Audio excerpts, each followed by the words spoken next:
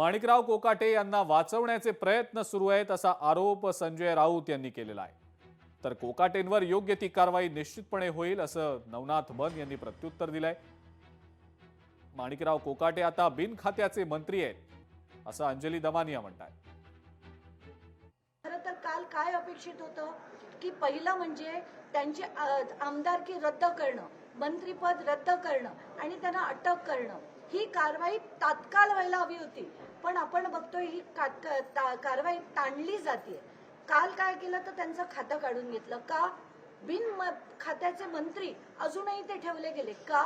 हा प्रश्न विचारायचा वाटतो।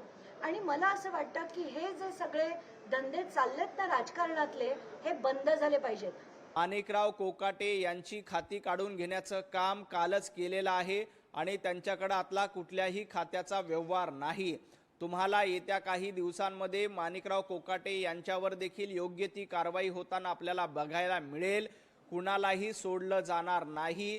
हे देवेंद्रजी फडणवीस यांचं सरकार आहे।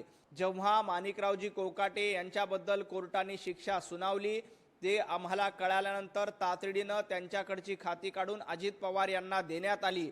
आम्ही कुठेही कारवाईपासून पळ काढत नाही। जेव्हा कोर्टाची मूळ प्रत येईल त्यावेळेला विधानसभेचे अध्यक्ष राहुलजी नार्वेकर हे निश्चितपणे योग्य ती कारवाई करतील। कोणाला वाचवायचा प्रयत्न होतो? ज्या विधानसभा अध्यक्षांनी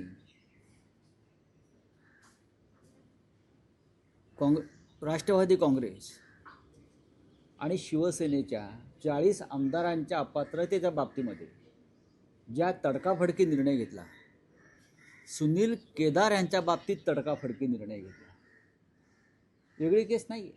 त्यांच्या आमदारकीबाबत सुद्धा राहुल नार्वेकर यांनी जे विधान केलेलं आहे, कोर्टाची मूळ प्रत येऊ द्या, अशा कोणत्या मूळ प्रतीवरून त्यांनी इतरांवर कारवाया केल्या?